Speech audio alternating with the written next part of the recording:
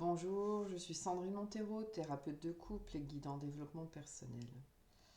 Et lors de mes consultations, je vois que pour beaucoup, c'est difficile de gérer les pensées et les émotions. Donc, j'ai écrit un livre issu de mon expérience et aussi tirant des faits d'études, réalisées pour la plupart d'ailleurs aux États-Unis. Et donc je vous lis un extrait sur les schémas de pensée. Face aux situations, le mental a tendance à nous envoyer toujours les mêmes pensées, à emprunter les mêmes routes. Chaque jour, environ 80 000 pensées émergent et une très large majorité sont des pensées négatives. Jugement, autocritique, accusation, pensées morbides, défaitistes, culpabilisantes, etc. Ainsi, si nous observons avec attention ce qui se passe, nous ne choisissons pas nos pensées. Les pensées viennent, apparaissent toutes seules.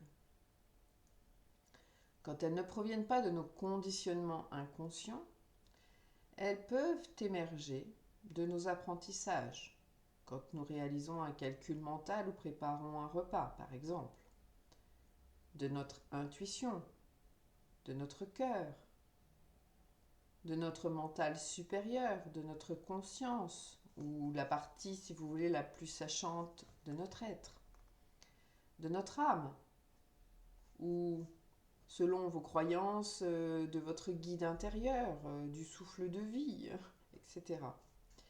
Ces pensées sont donc pour partie utiles quand elles sont organisationnelles, créatives, adaptatives, innovantes, et quand elles proviennent de notre intuition.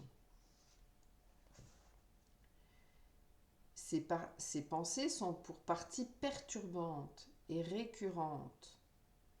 Elles ne viennent ni de notre être, ni de la nécessité de répondre aux besoins de la vie terrestre et du moment présent. Le mental discursif, c'est-à-dire qu'il fait un discours sans fin, est conduit par une somme de programmes hérités que nous n'avons ni choisis, ni réfléchis, et qui dirigent nos actions à notre insu. Ils influencent notre interprétation des événements, très souvent de manière négative. L'ego, qui fait partie du corps mental et dont la vocation est de nous permettre d'évoluer en tant qu'humains, est devenu une sorte de maître. Il est constitué d'une somme de peurs, le plus souvent irréelles, de croyances, plus ou moins erronées, limitantes, et de mémoire d'un passé qui n'existe plus, mais qui continue d'influencer notre présent. L'ego est nécessaire à la préservation de la vie et à une certaine autonomie.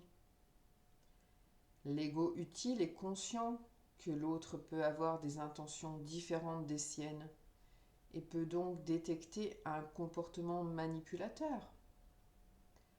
L'ego responsable est celui qui a compris les conséquences des actes, des paroles et même des pensées.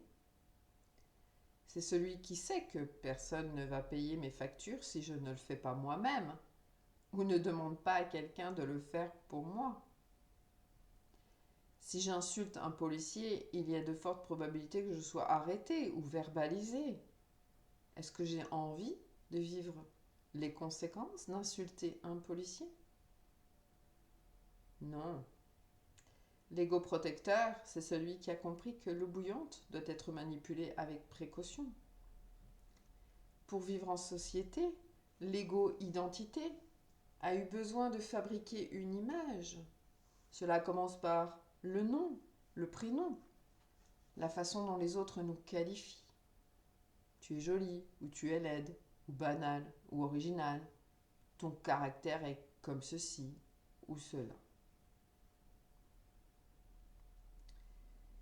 Nous avons donc oublié qui nous sommes vraiment.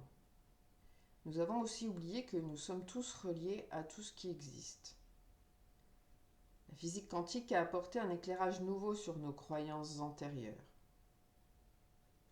Et en même temps, l'expérience, depuis la nuit des temps, a toujours montré l'existence de cette reliance. Sinon, comment expliquer que nos animaux ressentent nos émotions?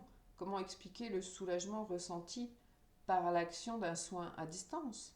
Comment expliquer l'apaisement ou le ressourcement que nous ressentons dans une forêt? Comment expliquer l'impact sur le corps de porter un bracelet de pierre? Comment expliquer qu'au moment où j'allais appeler une amie, le téléphone sonne et que c'est elle au bout de la ligne? Comment expliquer qu'une innovation est apparue simultanément dans différents endroits du monde? Et là, je parle d'un temps où les hommes n'avaient pas de moyens de savoir ce qui se passait à l'autre bout de la Terre. Il est donc important d'être conscient que notre ego nous trompe sans cesse et depuis très longtemps. Au cours de l'évolution de l'homme, les notions de bien et de mal ont émergé. Elles ont pris une telle ampleur que la vie peut être totalement sclérosée. Ces notions sont à l'origine de bien des guerres, hélas. Elles ont pu justifier bien des horreurs dans l'histoire. Elles conduisent à une culpabilisation sans précédent et complètement folle. Je dis bien folle. C'est le cas quand vous vous sentez coupable dès que votre enfant ou votre conjoint va mal, ou si votre chef vous fait une remarque sur votre travail, ou si vous n'arrivez pas à faire quelque chose, ou parce que vous mangez des plats tout préparés. Enfin, revenez à vous. Reprenez la mesure de la réalité d'une humanité qui est écrasée par la volonté de quelques-uns de restreindre et de contrôler les hommes. Voilà, bon, je vais m'arrêter là pour que cet épisode ne soit pas trop long. Donc si vous avez envie d'avoir le contenu complet de ce livre, vous pouvez le trouver sur Amazon. Et si vous êtes sur Dijon, vous pouvez aussi vous le procurer en direct. Mais en attendant, donc, je vous invite, si ça vous a plu, à liker, à me faire part de vos réflexions sur ce sujet. Peut-être que ça viendra du coup me donner l'idée d'une vidéo complémentaire. Et puis, si vous voulez avoir d'autres extraits, abonnez-vous pour que vous puissiez les recevoir. Voilà, je vous souhaite une très bonne journée et vous retrouve bientôt. Au revoir.